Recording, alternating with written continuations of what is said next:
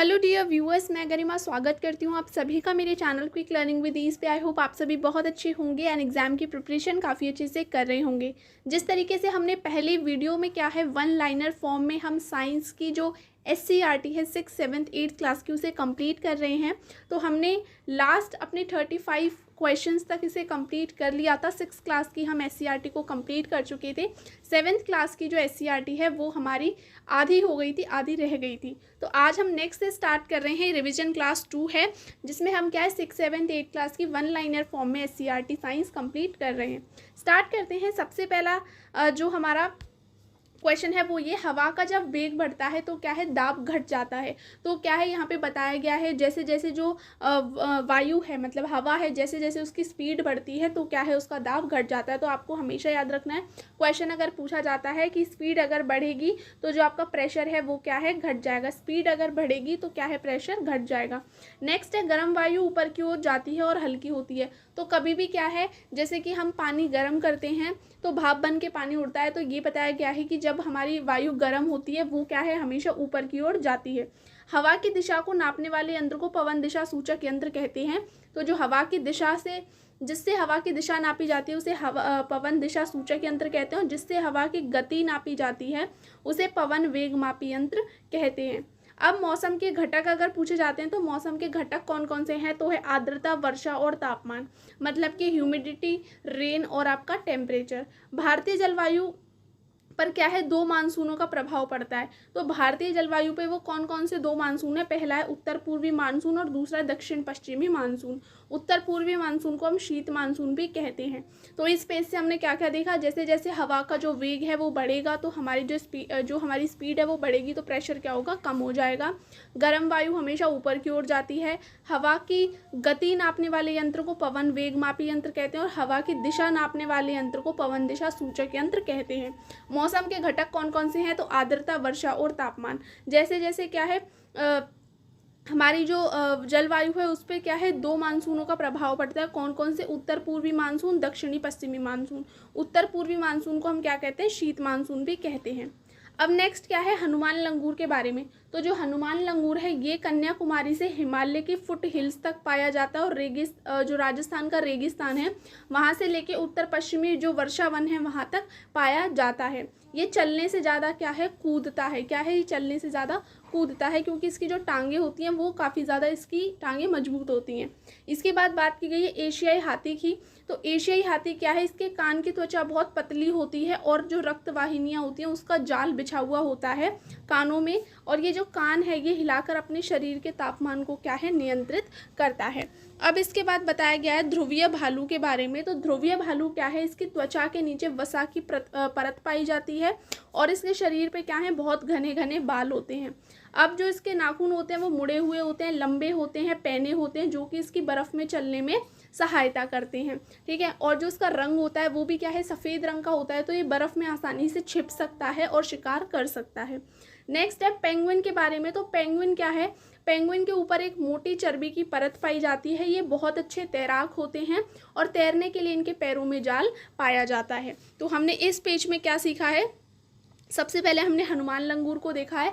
तो हनुमान लंगूर क्या है हमारा कन्याकुमारी से लेके हिमालय फुट हिल्स तक पाया जाता है और राजस्थान के रेगिस्तान से लेके उत्तर पश्चिमी के जो वर्षा वन है वहाँ तक पाया जाता है। ये चलने से ज़्यादा कूदता है। ठीक है, इसके बारे में बुक में बात की गई है इसलिए मैं आपको ये बता रही हूँ। एशियाई हाथी क्या है, इसकी कान की त्वचा पतली होती है और रक्तवाहिनियों का जाल होता है। कान हिलाकर ये अपने शरीर को नियंत्रित करता है। इसके बाद जो ध्रुवीय भालू है उसकी त्वचा के नीचे वसा की परत पाई जाती है, शरीर पर घने बाल पाए जाते हैं, नाखून मुड़े तेज पैने होते हैं जो कि उसकी बर्फ़ में चलने में सहायता करते हैं। पेंगुइन के ऊपर मोटी चर्बी की परत होती है, अच्छे तैराक होते हैं और इनके पैरों में क्या है जाल पाया जाता है। अब क्या है जो साइबेरियन क्रेन है वो जब प्रतिकूल वातावरण हो जाता है साइबेरिया में तो वो क्या है राजस्थान व हरियाणा के सुल्तानपुर में आ जाते हैं। कहाँ आ जाते हैं, राजस्थान व हरियाणा, राजस्थान में आ जाते हैं। जैसे जो आपका पक्षी विहार है वहाँ पर और जो हरियाणा का सुल्तानपुर है वहाँ पर आते हैं। अब वर्तमान में जो पटना है उसके अंदर 32 पंप हाउस हैं और ये बच्चा नहीं, यहाँ पे 4 हैं। ठीक है, सॉरी गलत लिख गया है। तो वर्तमान में पटना में क्या है आपके 32 पंप हाउस हैं और 4 सीवेज ट्रीटमेंट प्लांट है। और कहाँ कहाँ पर हैं, तो पहला है सैदपुर में, दूसरा है बेऊर में, तीसरा है पहाड़ी में और चौथा है करमली चक में। ठीक है, तो ये चारों चीज़ आप याद रखिएगा। अब इसके बाद है विश्व जल दिवस। 22 मार्च 2005 को संयुक्त राष्ट्र ने 2005 से लेकर 15 की अवधि को जीवन के लिए जल पर कार्य करने के लिए अंतर्राष्ट्रीय दशक के रूप में घोषित किया है। तो अंतर्राष्ट्रीय दशक कौन सा है? 2005 से लेकर 2015 तक की अवधि। और आपका विश्व जल दिवस कब मनाया जाता है? तो 22 मार्च को मनाया जाता है। अब नेक्स्ट क्या है? जो पीलिया रोग है, ये जल से होने वाली बीमारियां कौन कौन सी हैं? तो पीलिया रोग जो होता है दूषित जल से होता है, हैजा आपका दूषित जल व भोजन से होता है, मलेरिया मादा एनीफ्लीज मच्छर द्वारा होता है, खुजली जो है वो दूषित जल व गंदे कपड़े पहनने से होती है, पेचिश आपका जिसको डाइजेंट्री बोलते हैं वो दूषित जल से होता है, मेनिंजाइटिस दूषित जल से होता है, डेंगू आपका एडीज मच्छर द्वारा होता है, मलेरिया मादा एनीफ्लीज द्वारा होता है और डेंगू आपका एडीज मच्छर द्वारा होता है। अब कौन से अम्ल में कौन सा मतलब कौन सा अम्ल किस चीज़ में पाया जाता है, इसकी आप एक बार टेबल देख लीजिए। एसिटिक अम्ल सिरके में पाया जाता है, फॉर्मिक अम्ल चींटी के डंक या मधुमक्खी के डंक में पाया जाता है, सिट्रिक अम्ल नींबू में, जो सिट्रस फल होते हैं खट्टे फल जैसे संतरा नींबू हो गया इनमें पाया जाता है, लैक्टिक अम्ल आपका दही में पाया जाता है। ठीक है, इसके बाद ऑक्जेलिक अम्ल आपका पालक में पाया जाता है, एस्कॉर्बिक जो अम्ल है जिसे विटामिन सी भी बोलते हैं वो आंवला सिट्रस फल में पाया जाता है, टार्ट्रिक अम्ल आपके इमली अंगूर कच्चे आम आदि में पाया जाता है। अब नेक्स्ट यहाँ पे क्या है? नेक्स्ट है ऊन, रेशों से ऊन प्राप्त करना। तो इसकी प्रोसेस क्या होती है? सबसे पहले बालों की क्या है? कटाई होती है। ठीक है, इसके बाद बालों की धुलाई होती है, वॉशिंग होती है, बालों की छटाई होती है, स्क्राउटिंग होती है, फिर बालों को सुखाया जाता है, ड्राइंग होती है, इसके बाद बालों को रंगना होता है, इसके बाद यहाँ पे ड्राइंग हुई है, यहाँ पे बालों की डाइंग होती है। ठीक है, डाई करना, इसके बाद बालों को सीधा करा जाता है मतलब स्ट्रेट किया जाता है, इसके बाद बालों को बुना जाता है। तो इस तरीके से आपको लाइन वाइज लगाने को भी मिल सकता है क्वेश्चन, तो इसे आप देख लीजिएगा। रेशम कीट पालन को हम क्या कहते हैं? सेरिकल्चर कहते हैं, और मधुमक्खी पालन को हम एपीकल्चर कहते हैं। इसके बाद ऊन का जो उद्योग होता है उसमें जो लोग काम करते हैं उनको एक बीमारी हो जाती है जिसको हम सॉर्टर डिसीज बोलते हैं, ये एंथ्रेक्स नामक जीवाणु से होती है। तो हमने इस पेज पे क्या सीखा? रेशों से ऊन कैसे प्राप्त की जाती है। सबसे पहले बालों को काटा जाता है, फिर धोया जाता है, फिर उनको छांटा जाता है, फिर सुखाया जाता है, उसके बाद उन्हें रंगा जाता है, फिर सीधा किया जाता है, फिर बुना जाता है। इसके बाद जो रेशम का कीट पालन है उसे सेरिकल्चर कहते हैं, मधुमक्खी पालन को एपीकल्चर कहते हैं। ऊन के जो उद्योग हैं वहाँ पे जो लोग काम करते हैं उनको एक बीमारी हो जाती है जिसे सॉर्टर डिसीज बोलते हैं, जो कि एंथ्रेक्स नामक जीवाणु से हो जाती है। इसके बाद क्या है? अगर हमारी मिट्टी बहुत ज़्यादा अम्लीय हो जाए तो हम उसे कैसे ठीक करते हैं? तो उसके अंदर हम कली चूना और क्या है? बुझा हुआ चूना जिसको हम कैल्शियम हाइड्रोक्साइड बोलते हैं। कली चूना मतलब कैल्शियम ऑक्साइड CaO, और जो हमारा कैल्शियम हाइड्रोक्साइड है वो क्या है? CaOH2। इसको मिलाने के बाद क्या है? अगर हम मिट्टी में डालें तो जो हमारी मिट्टी है उसकी अम्लीयता कम हो जाएगी और वो क्षारीय हो जाएगी। इसके बाद जो लाल चींटी और मधुमक्खी होती है उनके अंदर फॉर्मिक अम्ल पाया जाता है, फॉर्मेट नहीं, फॉर्मिक। ठीक है, फॉर्मिक अम्ल पाया जाता है। अब क्या है? इसे क्या है? अगर आपको काट जाती है ये कभी, तो इसको क्या है किस तरीके से हम सही कर सकते हैं? तो जो खाना सोडा होता है जिसे हम सोडियम हाइड्रोजन कार्बोनेट बोलते हैं, और जो कैलामाइन जिंक कार्बोनेट, इसके पेस्ट को अगर उस जगह पे लगा दिया जाए तो क्या है? वो ठीक हो जाता है। तो इन दोनों के आप नाम याद रखिएगा। अब जो वाष्प के रूप में पत्तियों से जो जल का उत्सर्जन होता है उसे हम वाष्पोत्सर्जन कहते हैं, ट्रांसपिरेशन कहते हैं। वाष्पोत्सर्जन छिद्रों द्वारा होता है जिन्हें हम स्टोमेटा कहते हैं, और जो स्टोमेटा है वो क्या है? मतलब स्टोमेटा के खुलने से क्या होता है? जो पत्तियां हैं उनके उनमें से पानी का उत्सर्जन होता है और फिर क्या है? वो स्टोमेटा बंद हो जाते हैं, और इन्हें बंद खुलने का काम को कौन देखती हैं स्टोमेटा के? तो गार्ड सेल्स देखती हैं। अब जो वाष्पोत्सर्जन है उसको प्रभावित कौन कौन करता है? तो सूर्य, ताप, हवा, आर्द्रता, ये सब क्या है? आपके ट्रांसपिरेशन को प्रभावित करती हैं। तो इस पेज पे हमने क्या देखा? सबसे पहले जो मिट्टी है अगर वो अम्लीय हो गई है, हमारी ज़्यादा एसिडिक हो गई है, तो उसमें हम calcium oxide plus calcium hydroxide का जो पेस्ट है वो डालेंगे। ठीक है, तो हम क्या है? उसकी अम्लीयता को कम कर सकते हैं। सेकंड, अगर हमें लाल चींटी या फिर मधुमक्खी खा जाती है तो वहाँ पे क्या है? वो हमारे अंदर फॉर्मिक अम्ल छोड़ देती है। तो इसको हम ठीक कैसे कर सकते हैं? तो हम खाना सोडा मतलब सोडियम हाइड्रोजन कार्बोनेट और जिंक कार्बोनेट के पेस्ट को उस जगह लगा सकते हैं। वाष्पोत्सर्जन कैसे होता है? तो पत्तियों जो पत्तियों के ऊपर छिद्र प्रेजेंट होते हैं उसमें से क्या है? पानी निकलता है और वाष्प की तरह उड़ता है, उसे हम वाष्पोत्सर्जन कहते हैं। वाष्पोत्सर्जन को प्रभावित कौन करता है? तो ताप, हवा, आर्द्रता, सूर्य। क्योंकि अगर हमारा ज़्यादा ताप होगा तो हमारा क्या है? ज़्यादा ट्रांसपिरेशन होगा। अगर हमारी हवा तेज़ होगी तो भी हमारा ज़्यादा ट्रांसपिरेशन होगा। ठीक है, देखिए अगर हमारी हवा तेज़ है तो ज़्यादा ट्रांसपिरेशन होगा, अगर हमारा ताप तेज़ है तो भी ज़्यादा ट्रांसपिरेशन होगा। लेकिन अगर आर्द्रता है मतलब नमी है तो हमारा जो ट्रांसपिरेशन रेट है वो क्या है, कम हो जाएगा, क्योंकि ऑलरेडी हमारे जो एनवायरनमेंट है उसमें काफ़ी ज़्यादा नमी है, पानी है, तो हमारा जो पानी उड़ने की क्षमता है वो कम हो जाएगी, तो ट्रांसपिरेशन रेट कम हो जाएगा। इसके बाद क्या है, जो हमारा रक्त है उसके अंदर जो लाल वर्णक पाया जाता है उसे क्या बोलते हैं, हीमोग्लोबिन होता है। रक्त के अंदर जो WBC कोशिकाएं होती हैं वो हमारी रोगाणुओं से लड़ने में मदद करती हैं। कौन सी करती हैं, WBC कोशिकाएं। रक्त का जो धक्का है वो प्लेटलेट कोशिका की उपस्थिति के कारण होता है। किसके कारण होता है, प्लेटलेट कोशिका की उपस्थिति के कारण। किडनी का काम क्या है, तो किडनी शरीर में पानी व नमक की मात्रा को नियंत्रित करती है और रक्त को मूत्राशय तक भी पहुंचाती है। और अगर हमारी क्या है, जब हमारी किडनियां काम करना बंद कर देती हैं, वो क्या है रक्त को शुद्ध नहीं कर पाती हैं, तो क्या है हमारा डायलिसिस की प्रोसेस होती है जिसमें क्या है आर्टिफिशियली हमारे ब्लड को साफ किया जाता है। इसके बाद क्या है, जो किडनी है वो हमारी क्या है नेफ्रॉन से मिलके बनती हैं, ये आप याद रखिएगा। और जो हमारी किडनी है वो हमारी बीन शेप्ड की होती हैं, इस तरीके से बीन शेप्ड की होती हैं। इसके बाद नेक्स्ट है कि हमारी जो रक्त वाहिकाएं हैं उनमें अंतर क्या होता है। देखिए जो हमारी आर्टरीज होती हैं वो हमारी क्या है ऑक्सीजन रिच होती हैं, ये हमारे क्या है पूरे शरीर में ऑक्सीजन का संचार करती हैं। और जो वेन्स होती हैं ये हमारे कार्बन डाइऑक्साइड को हमारी बॉडी से लेके जाती हैं। लेकिन यहाँ पे जो हमारी पल्मोनरी आर्टरी है वो क्या है हमारी CO2 रिच होती है, और जो पल्मोनरी वेन है वो हमारी O2 रिच होती है। ये दो एक्सेप्शंस हैं।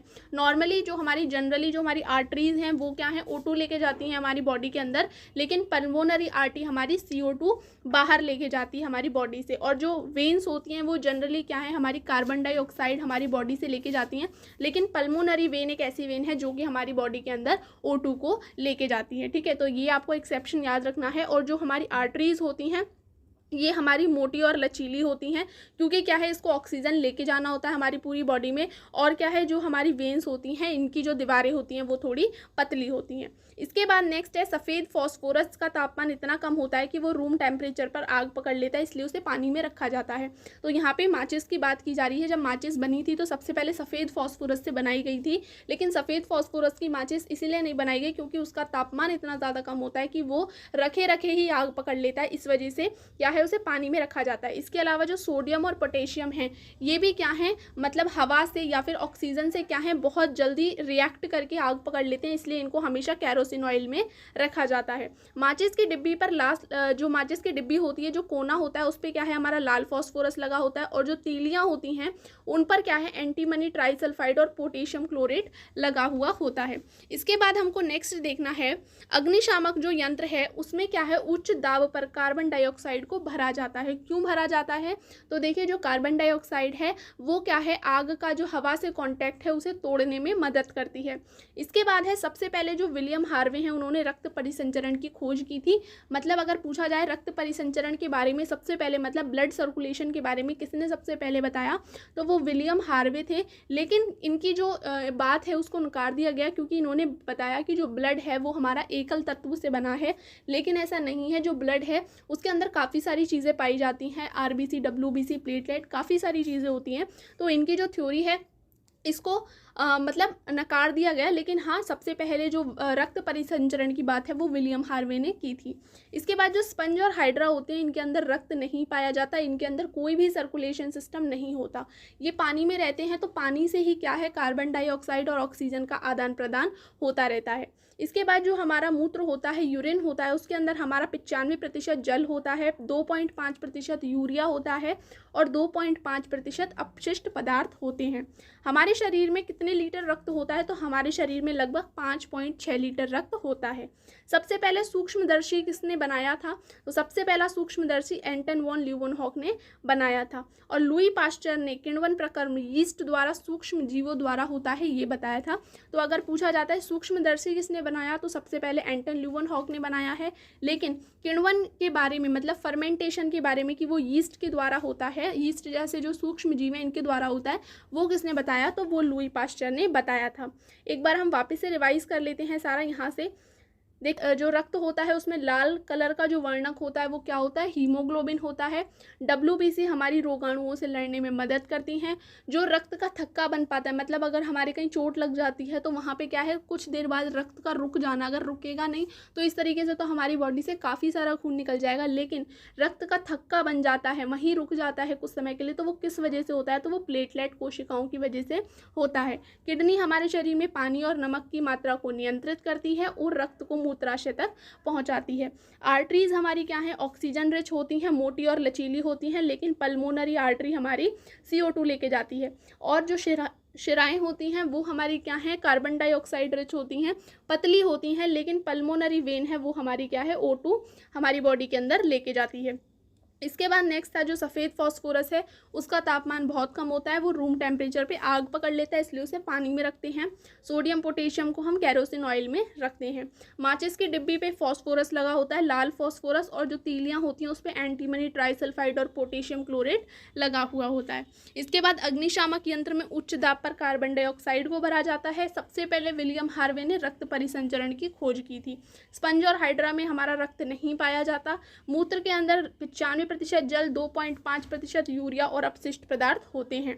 लगभग हमारे शरीर में 5.6 लीटर रक्त होता है। सबसे पहला जो सूक्ष्मदर्शी है वो एंटन ल्यूवन हॉक ने बनाया था, और किण्वन प्रक्रम जो कि ईस्ट के द्वारा होता है, इसके बारे में सबसे पहले हमको लुई पास्चर ने बताया था। अब यहाँ पे एक मिलान दे रखा है, इसको आप देख लीजिए। तो राइजोबियम क्या है, नाइट्रोजन स्थिरीकरण का काम करता है, मतलब नाइट्रोजन फिक्सेशन का काम कौन करता है, तो राइजोबियम करता है। प्लाज्मोडियम क्या है, प्लाज्मोडियम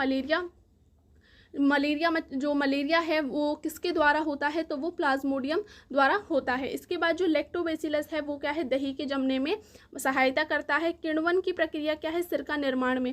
जो यीस्ट होता है उससे क्या है, फर्मेंटेशन की प्रोसेस होती है, तो वो सिरका निर्माण में यूज़ होती है। एंथ्रेक्स रोग हमारा क्या है, जंतु रोग है, जो कि क्या है, ऊन के विभाग में जो लोग काम करते हैं उनको हो जाता है, जिसे हम सॉल्टर डिसीज़ बोलते हैं। तो आज की वीडियो में हमने जो 6th और 7th है उस क्लास को कंप्लीट कर लिया है, हाफ हमने 8th क्लास को भी कंप्लीट कर लिया है। नेक्स्ट वीडियो में हम क्या करेंगे, जितने भी जो कुछ बचा है उसे कंप्लीट कर देंगे। अगर आपने इससे पहले वाली वीडियो नहीं देखी है तो आप उसे भी एक बार देख लीजिएगा। वन लाइनर में हमने जितने भी इंपॉर्टेंट टर्म हैं वो सब कुछ कंप्लीट कर लिए हैं। ओके, सो फिर मिलते हैं एक नई वीडियो के साथ। अगर वीडियो अच्छा लगा है तो चैनल को लाइक शेयर सब्सक्राइब ज़रूर कर दीजिएगा। फिर मिलते हैं, जब तक के लिए थैंक्स।